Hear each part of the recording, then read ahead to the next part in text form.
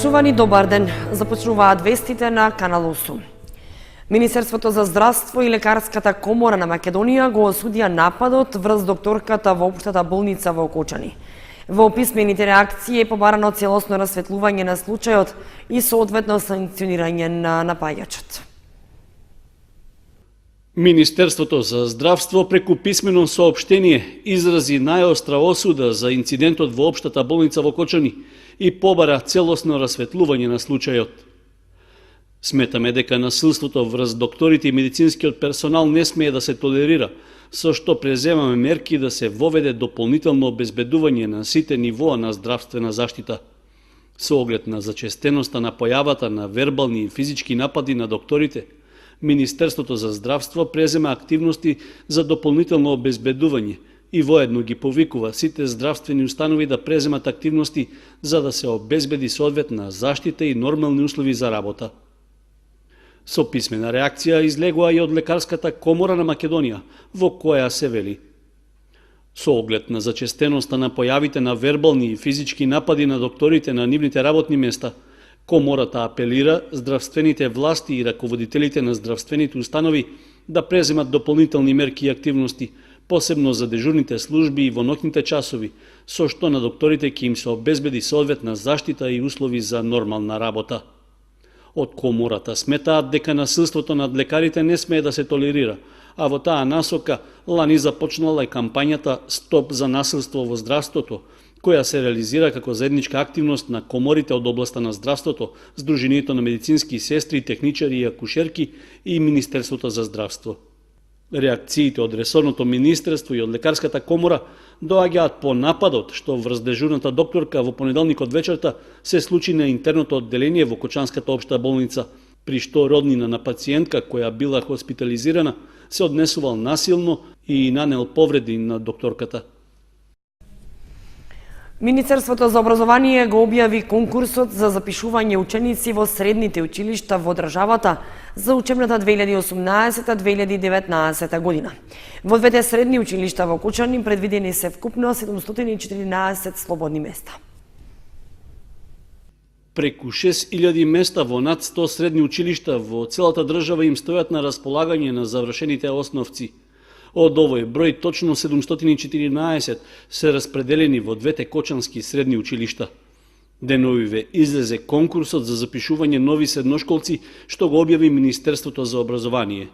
Во него детално е даден описот на сите струки и распределбата на учениците по паралелки. Во Средното општинско училиште Љупчо Сантов, како и во изминатите и годинава во прва година ќе се запишат 272 ученици, и тоа во 8 паралелки со настава на македонски јазик. Од нив за гимназиско образование ќе има место за 136 завршени основци, кои ќе бидат распределени во 4 паралелки и исто толков број во економско-правната и трговската струка, за занимањето економски техничар. Нешто повеќе нови средношколци ќе се запишат во Средното општинско училиште Гошо Викентиев, каде има 442 слободни места за заинтересираните кандидати. Од нив во машинската струка можат да се запишат 170 ученици, со по една паралелка за занимањата машински техничар, техничар за компјутерско управување, машинско-енергетски техничар, автомеханичар и инсталатер на водовод и заварувач, односно машиностругар и машинобравар.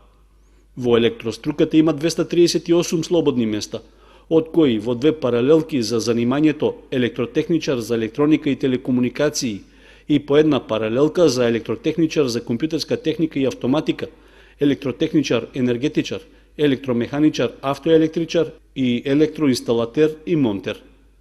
34 места годинава се предвидени во сообраќајната струка за занимањето техничар за транспорт и шпедиција. Пријавувањето и запишувањето на учениците ќе биде во јуни и август, со 2 пријавувања во јунскиот и едно во августовскиот рок. Првото пријавување и запишувањето на учениците во јунскиот уписен рок е предвидено за 18 и 19 јуни, а 10 дена подоцна ќе биде и второто запишување. Во августовскиот рок учениците ќе можат да се пријават на 23 август. Сите средни училишта интерните огласи треба да ги објават на јавно место најдоцна до 20 април, заедно со вкупниот број ученици и паралелките што се утврдени со конкурсот.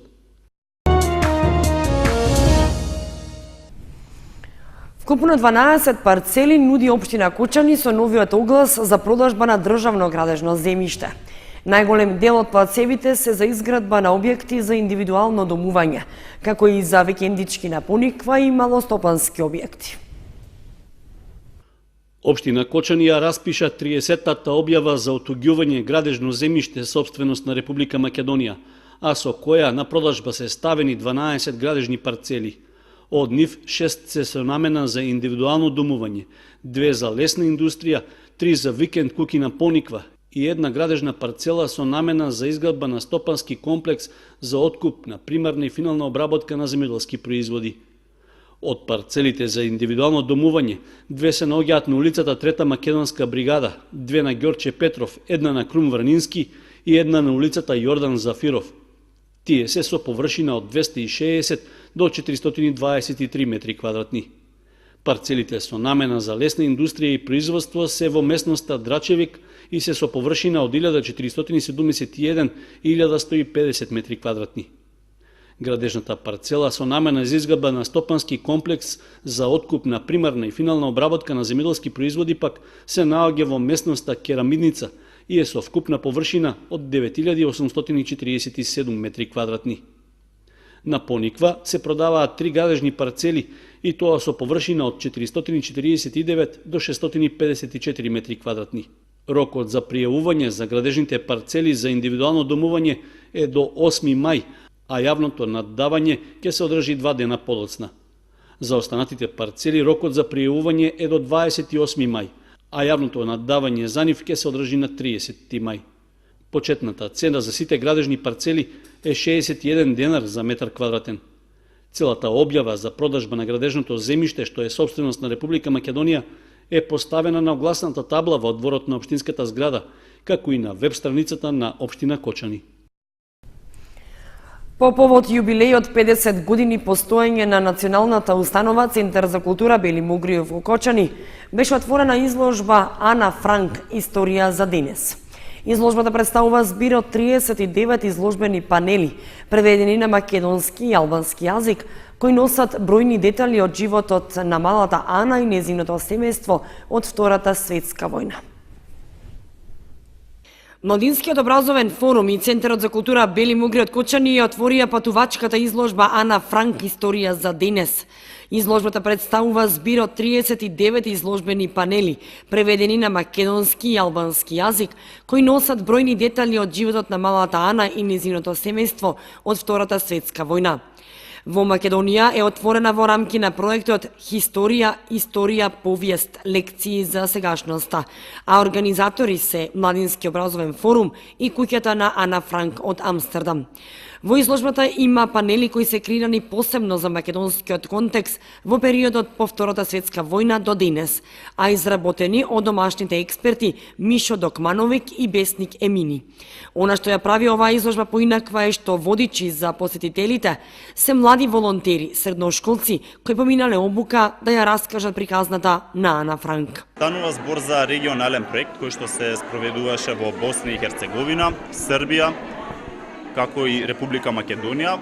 Секако се случи истото и во Хрватска, при што овој проект има за цел да ја покрене јавната свест за сите оние злосторства кои што се случувале за Втората светска војна, но и воопшто за периодот по распадот на поранешна Сојузна Федеративна Република Југославија, затоа што токму и на овие простори во тој период се имаат случајно различни воени конфликти и цели за тоа, особено најмладите, пред се оние од основно училиште и од средното училиште, да ги запознае со сите овие процеси кои што се имаат случајно во минатиот век.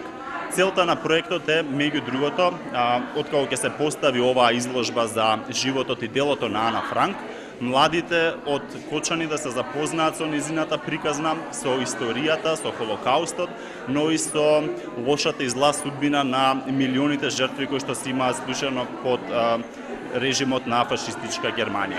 Се надеваме дека токму со оваквите отворени изложби би придонеле пред се за развој на локалната култура, за понудата на културните настани, но и секако малку да се прошири поимот за историја и да се запознаеме со сопствената, затоа што покрај овие изложбени панели кои што ги има за Втората светска војна и периодот на Холокаустот.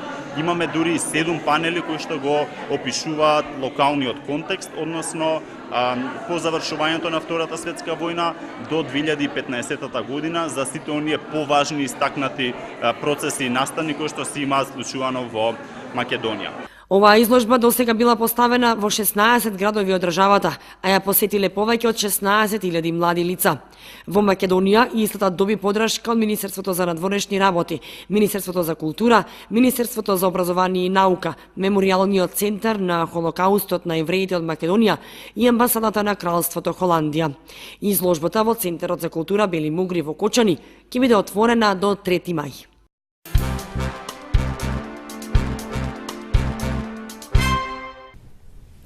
Хуманитарен надпревар во кошарка и малфудбал организираа учениците од двете средни кочански училишта со една единствена цел – да му помогнат на Андреј Стојанов за собирање на дел од средствата што му се потребни за лекување во Русија. Надпреварот е дел од активностите за одбележување на патрониот празник на училиштето Гошо Викентиев. Во мал фудбал нерешен резултат од 4:4. Во кошарка подобри се покажаа учениците од Средното општинско училиште Лјупчо Сантов со 49 коша наспроти учениците од Гошо Викентиев со 42. Но најмалку важен беше резултатот на хуманитарниот надпревар во мал фудбал и кошарка, кој што во организација на учениците од двете средни кочански училишта се одржа во спортската сала во Кочани, преку кој учениците уште еднаш ќе покажаа својата хуманост и парите од влезниците за надпреварот ќе бидат наменети за собирање дел од средствата што му се потребни на Андреј Стојанов за лекување во Русија. Денес организираме хуманитарен надпревар во мал фудбал и кошарка помеѓу двете средни училишта во Кочани, со цел да му помогнеме на нашиот сограѓанин Андреј Стојанов за да собере дел од средствата кои што му се потребни за лекување во Русија. За да се организира овој настан, имаше голема заинтересираност од страна на нашите ученици, се со цел да помогнат заедно да се забавуваме во играњето на кошарката и фудбалот и да донираме средства за Андреј. Надпреварот е дел од активностите за одбележување на патрониот празник на Средното училиште Гошо Викентиев. Целта на овој настан, овој хепенинг е во склоп на организацијата на патрониот празник што се одржува на 19 април. Патрониот празник на Средното општинско училиште Гошо Викентиев. Една од активностите што ги спроведуваме овде е хуманитарен надпревар помеѓу учениците од нашето училиште заедно со учениците од Средното општинско училиште Лјупчо Сантов. Целта не биде пред се хуманитарен хепенинг, сите средства што ќе бидат соберени ќе бидат донирани за помошта на лекувањето на нашиот сограѓанин Андреј Стојанов, кој што има потреба од релативно скапо лекување во Русија. Се надевам дека хуманоста ќе дојде до израз, ќе имаме добра посетеност и понатаму ќе организираме други вакви слични акции. Андреј Стојанов и неговата мајка изразија голема благодарност на учениците и професорите што се организирале да им помогнат. Прво да кажам дека јас сум многу изненадена од постапките на децата кои што од Емаус Гошо Викентиев и со Лјупчо Сантов, кои што збогатувајќи го својот патрон празник, решија да организираат фудбалски кошаркарски надпревар, кои што ќе бидат со кои што средства ќе помогнат за лекувањето на мојот син Андреј. И благодарна на учениците од Лјупчо Сантов и на учениците од Гошо Викентиев, кои денес се собра да ми помогнат да одидам во Русија, бидејќи тоа е мојот најголем сон и се надевам дека ќе одидам во Русија и така се надевам дека ќе студирам. Ви благодарам на сите присутни. Инаку активностите за одбележување на патрониот празник на Средното општинско училиште Гошо Викентиев продолжуваат на 19 април во 10 часот, кога во холот на училиштето ќе се одржи мини свеченост со музика и драматизација, и на која ќе бидат прогласени најдобрите ученици, меѓу кои и ученикот на генерацијата. А пред излегувањето на конкурсот за запишување ученици во средните училишта за учебната 2018-2019 година, полуматурантите или деветооделенците имаат една за нив многу повозбудлива и важна задача, а тоа е фотографирање за табло.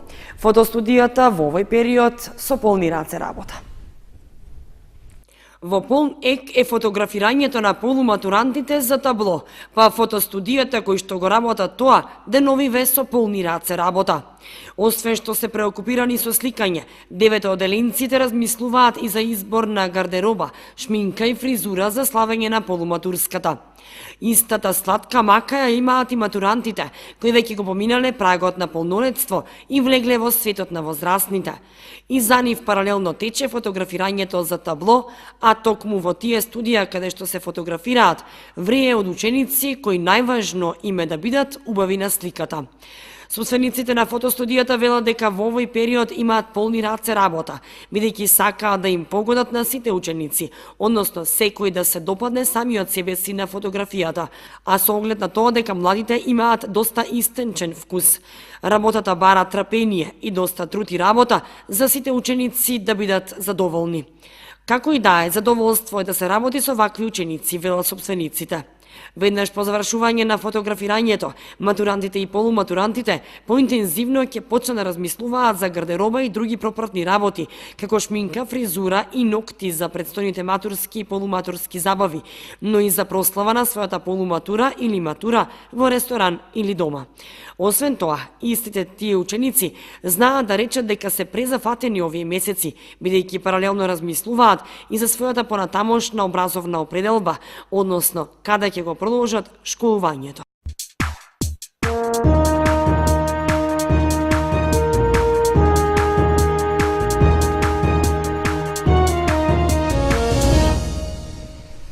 Следува информацијата од спортот. Фудбалерите на Осогово доживеа пораз од 5:0 на гостувањето во Струмица против лидерот Беласица. Во следното коло на домашен терен ќе играат со Каменица Саса, која им е директен конкурент во борбата за опстанок во втората лига. Во вторникот се одигра 21-то коло од првенството во втората фудбалска лига Исток, во кое Осогово во Струмица се сретна со водечката екипа на Беласица. Очекувањата од и тоа ќе биде тежок меч, без многу шанси за успех, се остварија, па нашиот второлигаш од гостувањето се врати со 5 примени и ниту еден постигнат гол. Иако беше познато дека овие 3 бода однапред ќе бидат загубени, сепак резултатот зборува многу повеќе за надмоќта што ја имале струмичани над нашиот тим.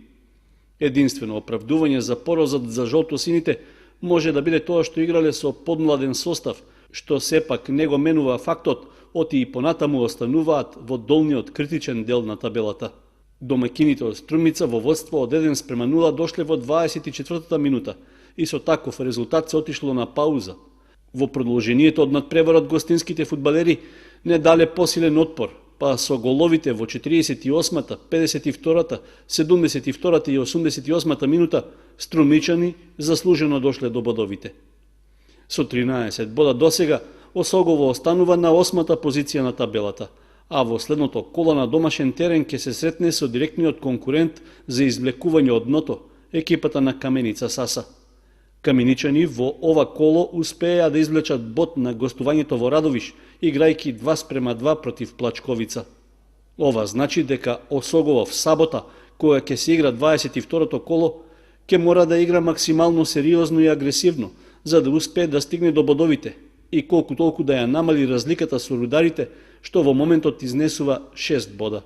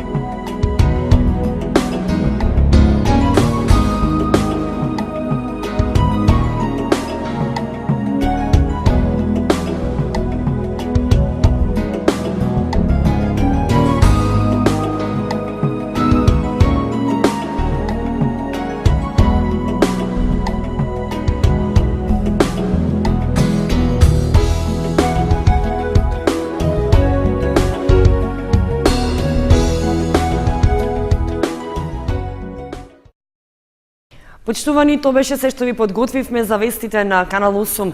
Ви благодариме што бевте со нас. Информациите ги имате и на нашата веб страница. Довидување.